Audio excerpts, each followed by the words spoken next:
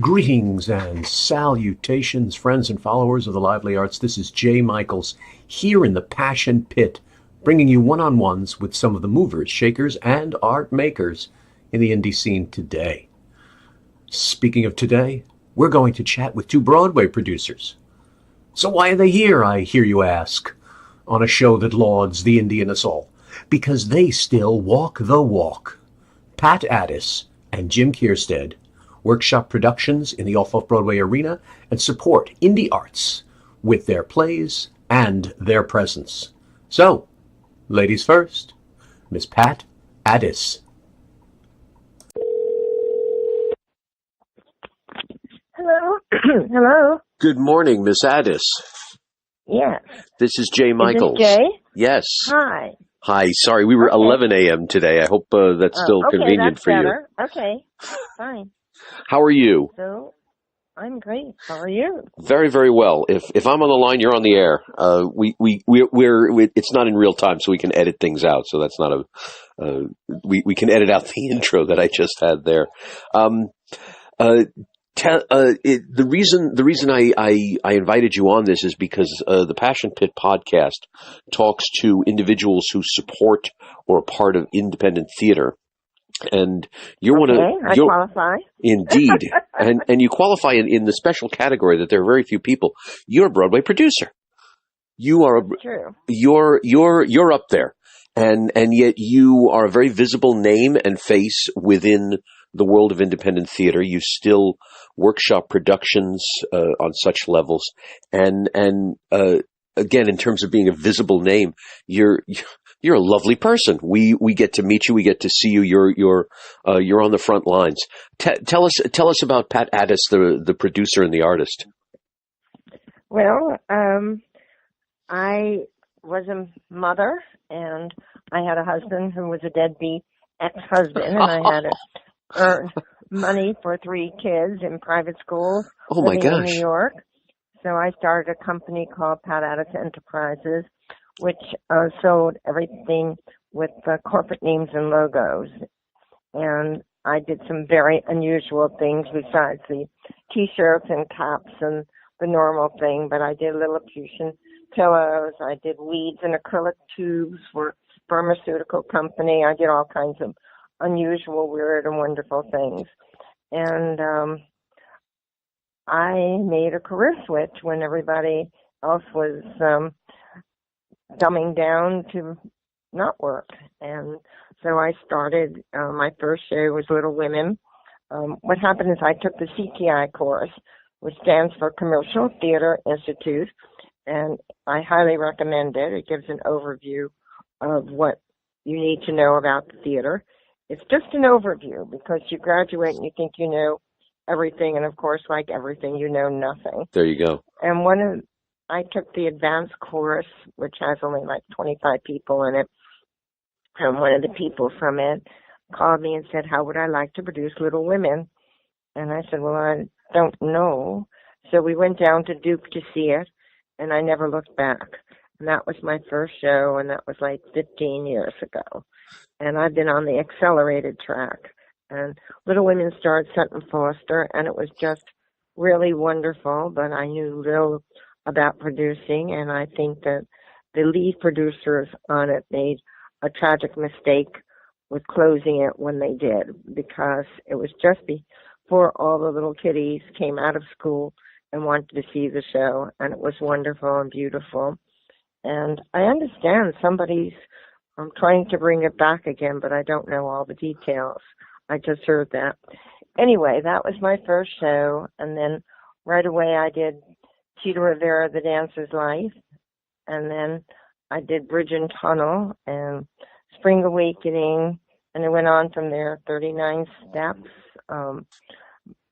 Promises. Which is one of my favorite musicals in the world, so I'm always thrilled to hear that. Wonderful. It was with Kristen Chenoweth, right, and Sean Hayes, and Katie Finneran, who is still a friend to this day. She's wonderful, and she won the Tony for it. And that's pretty much my history. I went on to do a lot of other shows, and my favorite show that I've ever done is the show that I just closed called Desperate Measures. It's a perfect musical. Everybody comes out loving it, all ages, all kinds of people. It doesn't matter who you are and what your age is, what your ethnicity is. It's just a wonderful show that everybody comes out happy. And yet it's not a dumb show. It's a very thought-out show and has a lot going. In fact, one of the things, we saved a person's life, which I'm very proud of. There's a song in it called It's Good to Be Alive, sung by Connor Ryan, who is just marvelous. And he's in jail to die. He's going to be hanged unless somebody saves his life. So he sings a song, It's Good to Be Alive, and there was a young actor who was gay and about to commit suicide, and he saw our show and heard that song and decided not to commit suicide. And this is a true story because one of our cast members knew the person. And we'll never divulge who he is, but the fact is that that happened, and it really makes me happy that shows can do that kind of thing. Theater is very transforming. And so anyway, that's my best story from that show. And it was the best cast I've ever worked with. Everybody loves everybody. It was a love fest. And I still get emails from everybody, even though we've closed. And it's just a wonderful experience. And I want it to go all over the world because it can. It's loosely based on Measure for Measure. A big improvement. Well. It's a big improvement. Anyway, so that brings you up to date. I'm excited about doing something that I'm doing not for money, for love. It's a takeoff of Women Doing 12 Angry Men, and it's going to be brought across the country. I'm not doing it across the country, but we hope that schools and theaters all over will do it. The idea is to get the female vote out. I'm a female advocate because the ERA has never been passed, and most women don't even know that, which is sad. We just need one more vote, and hopefully I will try to rally enough interest to get that one vote. And it's also getting women to vote, period, to get the vote out. And I don't care what your alliance is. It's important that you vote and realize your vote does count. Because so many young people, my vote doesn't count. But if everybody has that attitude, then your vote won't count because you're not voting. Everyone did have that attitude for a short while, and look at where we are. Exactly. And it's an honor to be able to vote. And until we impart that, it's not going to work. Agreed. Anyway, that brings you up to date. That is marvelous. Like Oh my gosh, I'm sitting here stunned. I try, whenever I ask a question, I say, okay, imagine the answer, so you can imagine a second question. There, I'm stunned. From the beginning of that to now, I'm like, wow, these were things I never knew. These are things, this is really amazing. I'm so impressed. I'm also thrilled. My co-host and partner in life, Mary Elizabeth Macari, worked on Little Women, and I remember going to see it over and over again and loving it. I met Sutton Foster backstage. It was just an amazing show. Oh, I'm so thrilled that that was your producing maiden voyage. Debut. Here's an. Yes. I'm sorry. No, that's right. I just want to add something to the female advocacy, which I think is important because I think it's my mantra, and I think it should become a mantra across the board unanimously with women. It's 50-50 in 2020. And what that means is 50 parity in job opportunity and in salaries. And 2020 is coming up, and that's when women will have had the vote for 100 years. So it's 50-50 in 2020.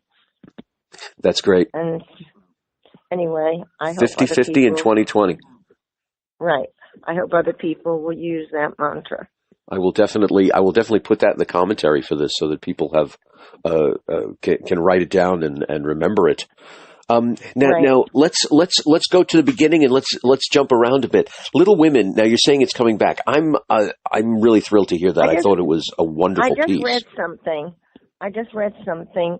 I was down in D.C. and I read something, and I have not followed it up. I just got back from family Christmas, so I have done absolutely nothing, and I will find out about it. It's a little hard during holiday time. Well, the whole world is elsewhere. The big scream now is wait till January, of course. Right. So, do you think Little Women would have? Do you think Little Women would have a longer run, a bigger life if it was done off Broadway as opposed to on? You're a producer who's covered all these realms. You're not someone who's just a Broadway producer. You understand the art as a business very well.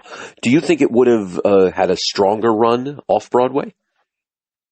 Oh, it's really hard to tell because that was back in a time when things were more affordable. But the biggest problem with Off-Broadway is that tourists don't want to go to Off-Broadway. They only want Broadway. Yeah. And I disagree with a lot of my colleagues who say, we need more theaters. No, we don't need more theaters. We need more audience. Yeah. And unless we develop more audiences, there's too much product out there that it's impossible to make money because there's just too much product. And a lot of people are giving the product away. And I don't even know how they get their money to do that. So I don't know that it would do better off-Broadway because off-Broadway is pretty expensive if you go into a really good theater. That's a good point. And and you can't make the same money back that you can on Broadway if you're a success on Broadway. I mean, Broadway has been giving tickets away for $39 on Broadway shows, so it's kind of difficult to try and figure out what's now and what was 15 years ago. It was a very different playing field. So I don't know. I don't think so. I think that it wasn't marketed properly. I think one of the biggest problems that I personally have is the advertising, the marketing, and it's just not really good. The PR also is not as good as it can be because the tendency is to do the same thing over and over and over again. They don't want to think out of the box because it's much easier just to call up all your buds at Broadway briefing, Broadway this way, and and they get the publicity, and it's easy. To think out of the box is hard. But that's the same audience anyway. If they call up their old buddies, they're going to get the exact same thing. So if they want new audience, shouldn't there be new ideas and new ways of getting the word out? Exactly, and that's what we can't seem to get. Some of the artwork that I see when I first started in this business, I was just appalled by some of the artwork. I still am, that is given. I mean, to me, it would be class 101 that you should know not to put a dark writing on a dark background because it doesn't show. Right. Or you have to make things large enough so that people can read them. All of these things you think would be very obvious, but they're not always very obvious. And it's very annoying and heartbreaking, and you're paying these people money, and I get very frustrated. I was in the promotion field, so I worked with logos a lot, almost every day of my life. And I knew what could be clearly put on paper or wherever. And if something looked good small, and it was going to be large, you had to make sure that it was good large. Of You had course. to make sure if it was large that it had to produce small. Well, people don't think about that. They think about one thing and they give it to you, and then it doesn't really work. There are all sorts of things. Also, trying on the ABCs to have something with an A or come up the ladder so it's not way down Right. on Right. the ABC. And it's also good to have a title that people can remember rather than something complicated. Anyway, those are all little things that I feel are important, and they, of course, should be in place before you even have an ad agency. Now, you sparked a thought in me. You obviously because you've dealt in promotion. This is something that's on the front of your brain. You took to social media immensely for Desperate Measures. Every day I saw, and it wasn't mentions like come see the show, tickets are on sale, you get a discount. It wasn't. As long as we're talking about not being customary. You were wide open. What a great show. Oh, I'm having a great time. You had selfies with the cast and things like that. This is something we wouldn't expect of the producer. Tell us your thoughts on social media in terms of promotion, because you took a very personal stance with that show, which I thought was wonderful. Good. What do you think social media is? I don't think it did very much. So I wish I could say that it was more. We had a jail outside of the theater, but unfortunately, the way we were at a wonderful theater, New World Stages. Oh yes. But where we were positioned, there wasn't any place really to sell merchandise or have the jail because people came out of one exit and that was the exit they had to go to get out, and they never saw the other part of what we had. But those that did, and particularly those who came to wait for the cast because they'd come up those stairs, right? They would take pictures in the jail, and that was a big thing. Everybody taking pictures in the jail. It was fun. I really liked that idea. When I did A Christmas Story, we had cutouts in the bunny outfit, and people just loved having their picture taken as Ralphie and Randy. And so we did that, and it was fun, and it sort of led to the big thing of social media. And look, I'll do almost anything to get my show out there. And this show was so wonderful and so special.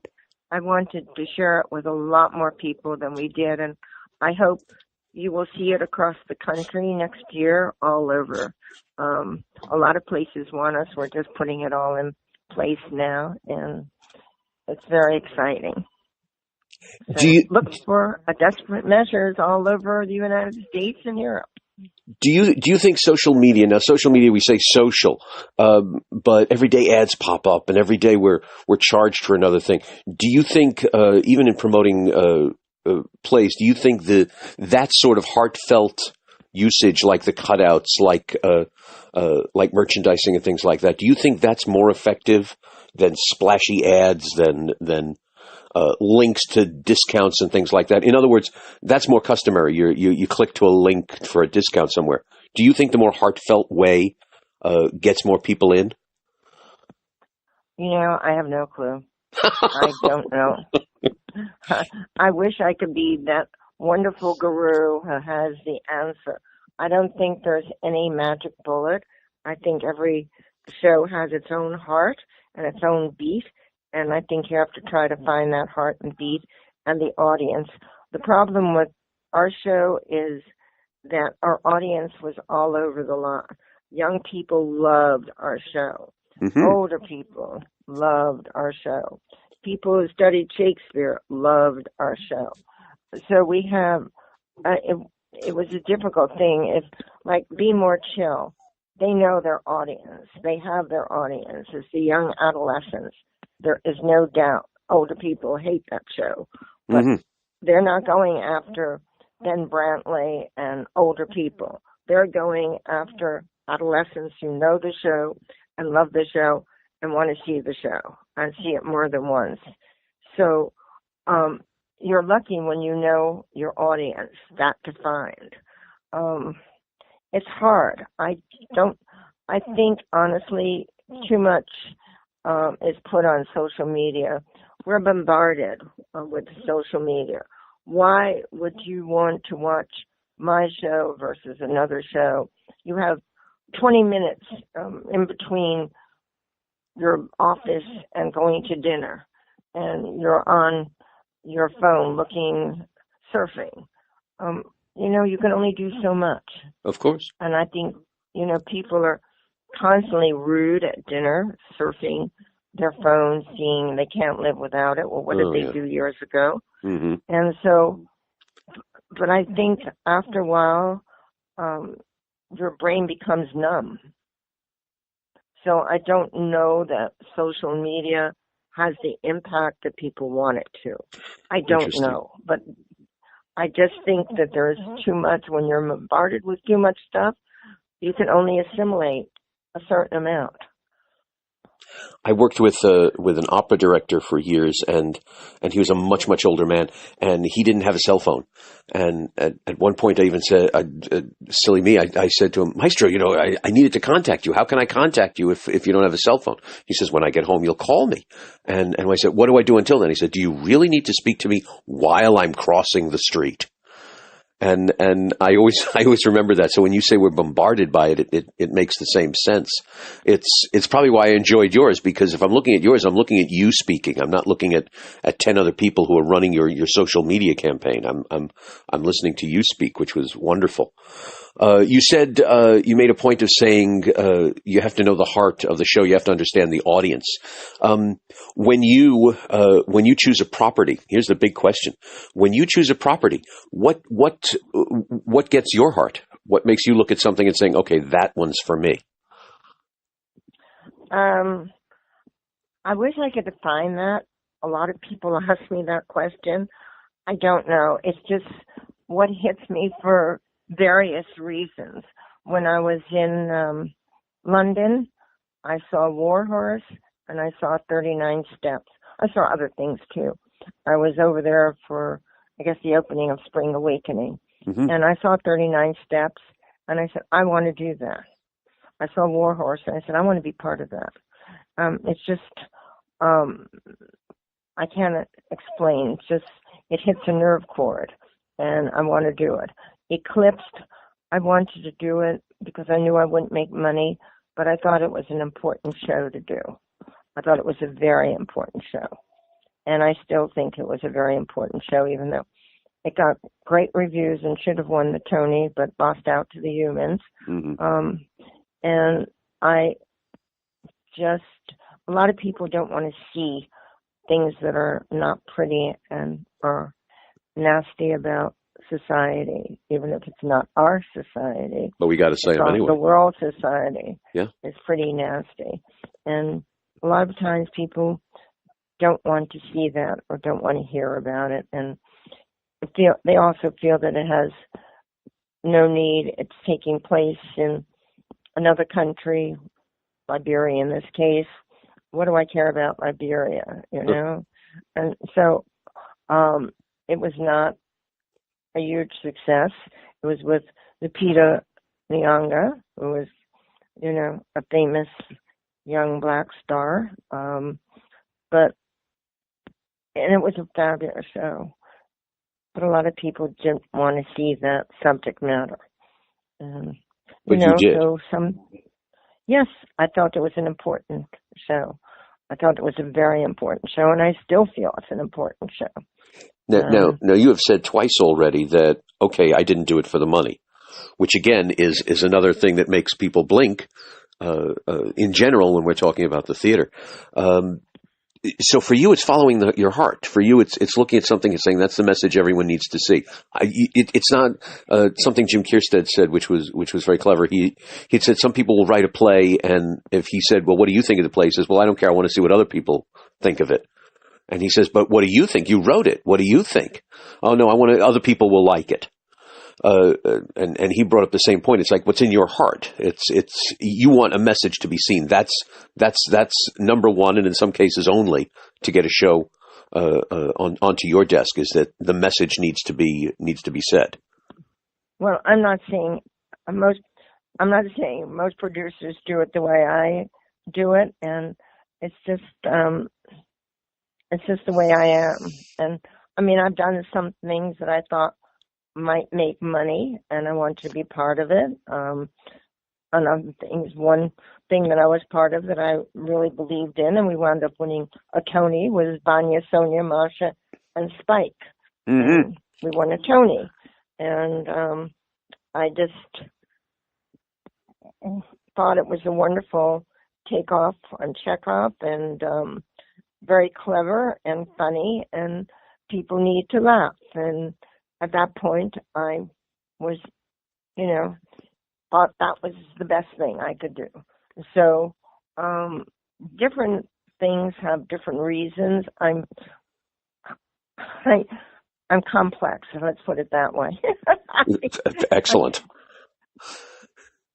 I think that's great. I think that really is great. You've given me so much to think about, let alone our listeners. Miss Addiss, thank you so much for speaking to us today. I'm not going to take up any more of your time. It is wonderful speaking to you. Have a joyous and happy New Year. Yes. I thank you for allowing me to say all that I did. And anytime you want me to talk for you, I'd be glad to. Oh. And I thank you for the privilege. You're going to regret that. Yes, I'll be on the line many more times. Okay. Joyous learning experience. Thank you so much. Have a joyous holiday, and I will chat with you in the new year. Okay, great. Bye. Ciao. And now, and I do love saying this, a word from our sponsor. Would you like more people to attend your show? At Applaud, we combine artificial intelligence and human intuition to expand your audience and increase ticket sales. For a limited time, we'll help you fill your seats free of charge to prove our value. That's right, we will promote your show at no cost if you begin right away. Sound good? For more information, email promote@applaud.com. Applaud lists, promotes, markets, and reviews the best of indie theater. You can't get applause without Applaud. Okay, Jim Kierstead, when not watching his own shows, like Waitress or Kinky Boots, or the plethora of productions that bear his name, he can be found at the Midtown International Theater Festival, the Planet Connections Theater Festivity, and many other indie destinations. But don't take my word for it. Ladies and gentlemen, Jim Kierstead. Hello. Hey, Jay. Hey, Jim. How are you? I'm good. I'm so sorry. It's been a weird morning today. I was stuck in a cab, and then I was in my apartment, and I realized oh my God, I did better run out and get in the car because I have to be somewhere at 12:30. So I ran into the car, and now I'm there, so I can talk for as long as you want if you have time. Oh, very good, very good. Okay, well, if I'm on the line, you're on the air. We'll edit out the beginning part about your harried morning.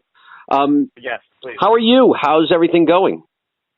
I'm great, Jay. How about yourself? So far, so good. Can't complain. Getting ready for the new year. Good, me too. So the Passion Pit is a program that talks to people who support or are involved in independent theater. So it's ironic that I'm talking to a Broadway producer about this, but my knowledge of you is that you don't turn your back on anything. You go quite forward, but you also support independent theater. Tell us about yourself. Tell us about Jim Kierstead. Well, Jay, you're absolutely right. First of all, I do support independent theater because the way I got into this business was about 20 years ago. Some friends of mine were working on a new piece. They were writing a new musical, and they needed some help financially and just somebody to help them out and do some running around and anything that producing involved. So I did that, and I was just doing it as sort of a one-shot deal, just to help these folks out. But I fell in love with the process so much and helping to develop new work that sort of became my passion for the next, like, almost 20 years now. And it started out slow, but it was really great because I was able to get in on the ground floor of a lot of new projects that just spoke to me, and I was able to figure out what I liked and, the type of work that I like to be involved with. And that involved, being a part of shows that were in festivals and doing readings of them and whatnot. So I only got into, investing in Broadway along the way, and I started being a co-producer and, hopefully developing a couple of those. I wanted to ever give up on the idea of working on a small scale to start to understand what your piece is and to help new writers develop their work. So I'm definitely very committed to independent theater. I think that's part of the whole process. So independent theater essentially gave you your start. Yeah, indeed. There's this great myth about there's such this huge chasm between off, and on Broadway, but you're proof positive that it can go further. What's going on with you now in terms of Broadway? What will have your name on it in 2019? Well, I'm really excited about this upcoming season. I mean, it's so funny. Every year that goes by, I say, all right, well, I've done a lot of great things working on Broadway, but I really want to just focus on some of my things. But this year happens to be the biggest year ever for co-productions on Broadway. So we've got Pretty Woman that started this past summer. We've got American Son that's on right now with Kerry Washington that goes through the end of January. And then I have 3 new shows that I'm working on as a partner coming up in the spring. And that's going to be More Chill. That's making its transfer from Off Broadway from the summer, from its sold-out run at the Signature. That's great. We've got Ain't Too Proud that's going to be there, the Temptations musical, which we're really excited about. And then we've got Hadestown transferring in from London, from the New York Theater Workshop when it was a couple of years ago, and now it's at the National in London. So that will be starting in late March. So we're really excited about those as well. And I've got to go over to London, actually, early January. We've got a show, it's a small chamber version of Andrew Lloyd Webber's Aspects of Love. It's going to be at the Southwark Playhouse from a really great 5-star run at the Hope Mill Theater in Manchester, where I'm partners with the artistic director over there, and we do a lot of work together. So we're bringing that to the Southwark. And then we've got, Dream Girls is closing, and Kinky Boots is closing in the West End, but we've got Waitress opening up. So it's going to be a busy early part of the year. So you you transfer from London to New York in terms of productions and vice versa as well. Yeah. We just did a show that I've developed for about 6 years called Unexpected Joy by Bill Russell and Janet Hood, and that was at the York Theater Company. That was in their spring season this past April. It feels like it was yesterday, and it's already almost going on a year. Yeah, so tell me about it. And I know, it's crazy. And then we did it in London at the small theater at the Southwark Playhouse in September. So that I did with, my partnership with Katie over there from Hope Mill. And this is going to be our second production together. We had done Yank a few years ago and just realized we have kind of the same taste and are very much in sync. So we decided we wanted to formalize that as a partnership. So that's our next endeavor together. That is terrific. Now, in terms of independent theater, now I knew you from a production you had at the Midtown Festival several years ago, and we reconnected with a phenomenal run of Dead Brains at Planet Connections. What keeps you coming back to Off Broadway? What keeps you coming? You have the ability, let's just say, to workshop a show wherever you want it. What keeps you coming back to the festival circuit, to Off Broadway, to workshop productions? Well, for me, I guess, we definitely could do it wherever we want, but the nice part about a festival is it's kind of like, I would say it's like going on a date with a new piece. You want to know all about it before you commit to it. So it's a really nice way to put it up in an inexpensive manner, really focus on the piece rather than like bells and whistles of an expensive production. And you get it in front of an audience and get, some limited reviews and whatnot, and see it for yourself before you go into it in a very big way. And I'm such a firm believer in, trying something out, getting to know the personality, and then you can decide what it's best suited for. I've been doing TV and film lately as well. And sometimes a piece is more suited for film, TV, theater, and sometimes there's a really nice cross-section, so you can have a life in some of those, in several of those mediums. So I'm definitely a believer in a theater, in a festival, and I think it's a great learning experience too. When I talk to new producers, I always say, like, just do something in a festival, get it up and going, and you don't have to do it in a big way. It's sometimes more of an education to do it in a small way. Do you think doing an open workshop, as I'm calling it, for when you do a production off Broadway, you're inviting an audience, you're inviting reviewers, etc. Do you think that is a better way of deciding if a project is good than just a regular reading and inviting industry colleagues? Do you think that shows you the viability of a show better or worse? Well, I think that it's two parts. If I was just starting something out from scratch, I would very much, if it was small, like if it's a big musical, that's a lot harder to do, right? You can't do that under the radar very much. But if you've got a nice little play, and you've done a couple of readings of it, like when we did Cover, the show that you're talking about before, we had done a couple of readings of it and whatnot, so I felt pretty comfortable that I was excited to see what that would be like in a more fleshed out production, even though it was still very bare bones with black boxes and whatnot. But we put that before the audience. I wanted to see how would that audience react to it, and I invited a lot of industry professionals to it, but it was fun because they got to see something other than people at music stands. And when it's a play, I think that, if it's a musical and you want to do that at music stands, you really do get a pretty good idea of the music, and that's such a key part of a musical, obviously, to be able to love that music. But when you're doing a play, I love to see, how it can be blocked and how the interaction of the people can work. So seeing that up on its feet a little bit more fleshed out, I think, is very valuable. So we had a great experience at the Midtown Festival, and, a lot of the industry people really responded to it, and it was just fun to see the audience's reaction to it, too. So I enjoyed doing that there as opposed to a reading or something like that. That's great. But you made a point of saying that you had preliminary readings first before putting it before an audience. Do you endorse that? Do you think that no matter who's writing it, no matter what kind of show, it's good to hear it over and over and over before opening the doors to a crowd?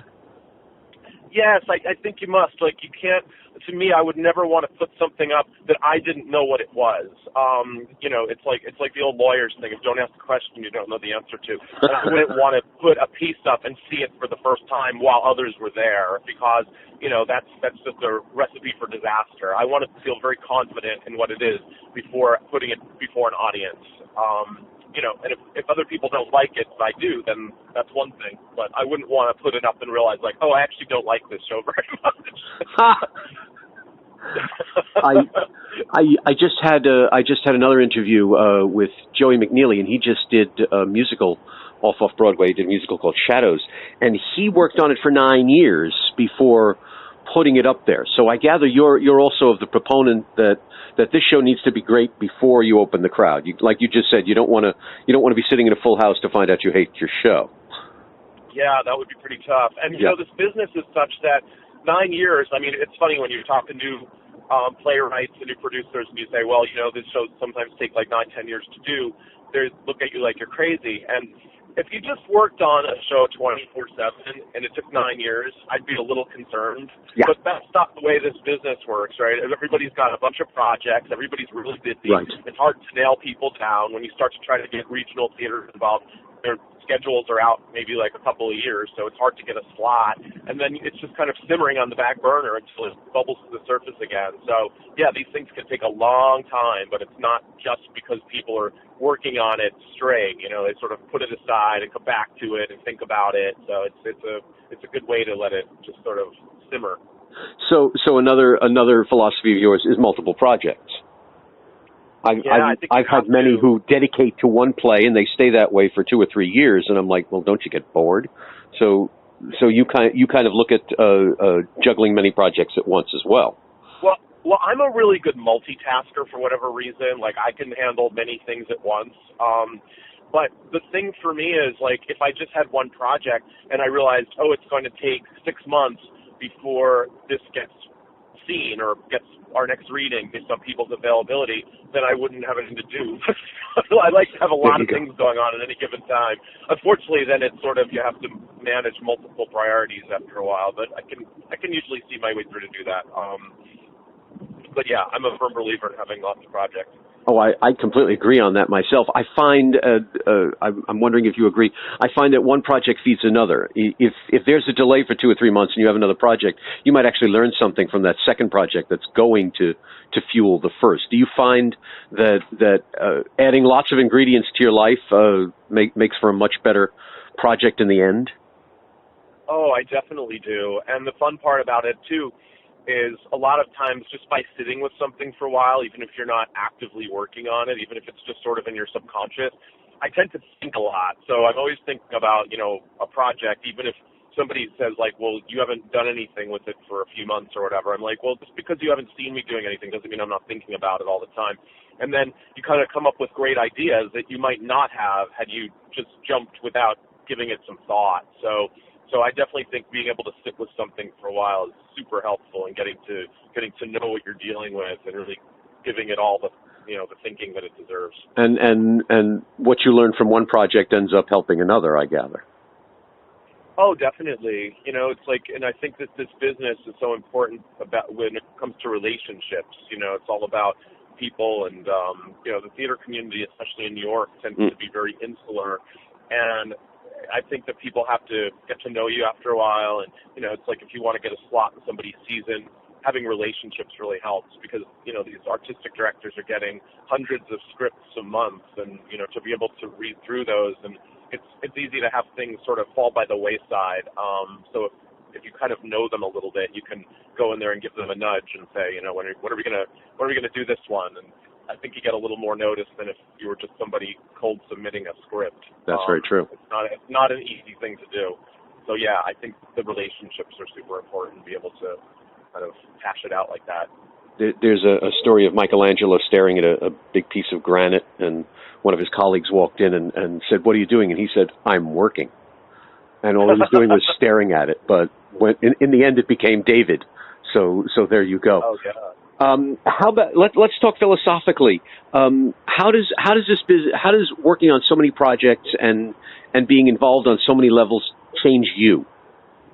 Like who does Jim Kierstead become because he has 1, 2, 3 projects going on Broadway? He has another project in the West End, and now he has 2 more that he's workshopping at festivals. What's the learning process for you when at the end of the year, as here we are? When you look around at yourself, what does it do for you? How do you feel about all of this? Well, I think that people in the theater business or any art type of business are very fortunate. It's not the easiest thing to do, but I think we're very fortunate because we get to do what human beings are sort of put on the earth to do and need to do, and that's create things. And, as a producer, you're not the person necessarily who's writing the piece and whatnot, but you're also making it happen on a lot of levels. And what I love to do is work with artists, and whether those be the writers or the directors or even the actors, and try to help get obstacles out of their way and enable them to do their best work. So what I'll do, right now I'm working on a 4-character play that I'm really excited about, and that's for Broadway, and I found it in a 1-act festival several years ago, and after the play was over, and I went with no expectations. I was just going because a friend of mine was in one of the 1-acts, not even this one, and I went up at the end and I said to the writer, I said, would you ever consider turning this into a full-length play? I said, I loved it so much and I want to see more of it. And he said, yeah, that would be great. So we sat for the next 2 years and collaborated. And all I want to do, my best way of collaborating with him is to give him a safe space to create. And when I read his work, we had to build a relationship where he felt comfortable showing me like his work and talking about it with me. And then what I would do is I could give him my perspective on it, and if something felt like unclear or I was looking for something else, but the point was I had to buy into what he was doing first, and he had to feel safe with that in order for me to give him meaningful input. And that's sort of what we've been doing for like a couple years. So we end up becoming, very good friends and amazing collaborators, and we're about to do a cool industry read of that with our director, who's Cheryl Kaller, at the end of January. And I just think it's a really special piece, but that came about because of our relationship. And I think that that's what I love doing as a producer, and what it gives me is to be able to help other people create, let me be a part of that. So no matter what the project is, whether it's a Broadway show as a co-producer where there's less, involvement creatively, but there's certainly involvement with raising money and being a cheerleader for the show and whatnot, or these shows that I find and try to develop from the ground up, I'm just happy to be a part of what people are doing and their art, and that makes me feel really good to be able to help get that out in the world and have that be a legacy, You are very accessible. When one thinks Broadway producer, one thinks, that office that you just can't get into because there's 5 gatekeepers. But you are very accessible. Do you find that helps? Do you find that the creative process is better because you're a nice guy? Do you find that the relationships that you are fostering with playwrights makes for a better show? Well, thank you. I mean, I hope I'm a nice guy. I mean, I hope it's very nice to hear that. But, at the end of the day, I guess I'm just being me, right? It's like I'm just treating everybody here the way I would. I come from a business world. I was an information systems director for a company for like 30 years, and I just kind of like worked with people and collaborated, and, to get things done, you had to treat people well, but also know what you needed to get done and be able to plan well. So I sort of do that. I mean, theater producing is a business when you think about it that way. It's just a different type of a business and, different sort of a product that you're creating. But yeah, I just treat it like anything else as far as that's concerned. And I just want to treat people with respect, and I want to be open, and it's like if the project's not for me, I'll be honest and I'll say that. And if it is, then I'll work on it and do my best to make that happen. So I definitely think that being accessible is important to anybody, right? Because, as far as I'm concerned, I'm happy to be the dumbest person in the room. I think the best idea wins, and I want to hear everybody's ideas and I don't want to have just one idea that I want to do because it's mine. I want to do what works best. So, the best idea wins, and I want to hear them all. That's brilliant. All right. Here's the biggie, and every listener's going to lean forward to hear your answer on this. What do you look for? As you mentioned about the best idea in the room, what do you look for? And you also went backstage to another show because it interested you. What do you look for in a project? What makes you say, I got to find out more, I got to do more with it?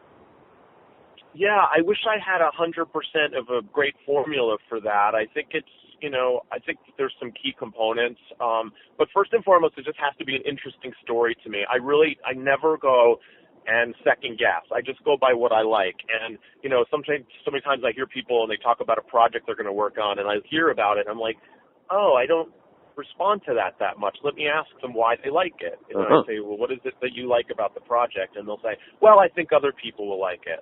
And then I say, do you like it?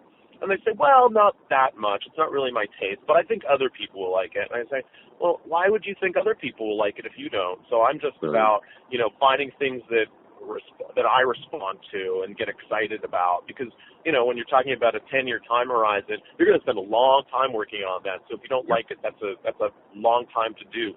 But I like things, just if I had to boil it down to some core ideas, though, I really love any project that talks about diversity. I like stories that tell people overcoming something. I like people being stronger and learning lessons at the end of the day. And I just think that in our world, we have the opportunity. We've got so much going on with our politics and religion and all the differences that pull people apart.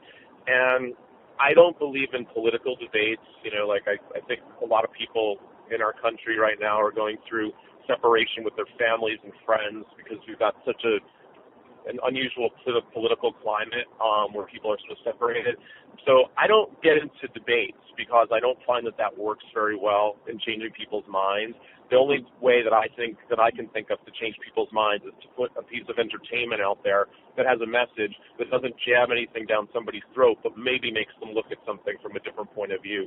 So that's the kind of material that I respond to. So if I can find something that I would be proud with a great message and is also entertaining and put it out in the world for people, I think that even if it gets them to think a little bit differently for a few minutes, I think that that's a win. because I don't Great. think that fighting with people works. No, it doesn't. That's I completely agree. Jim, thank you very much. This was wonderful. I will take up no more of your time. Have a terrific new year, and I look forward to hearing a million things about you in 2019. Thank you so much. Thank you, Jay. It's been my pleasure. I really appreciate you taking the time, and Happy New Year to you. Thank you. Same to you. I will talk to you soon. Ciao. Thank you. See you later. Bye. My thanks to Miss Pat Addiss and Mr. Jim Kierstead for once again being accessible for information and inspiration. Speaking of information, next time we'll chat with Bob Ost and Marcina Zakaria, two prolific playwrights who work with organizations that help open the door to the arts for indie artists. Until next time.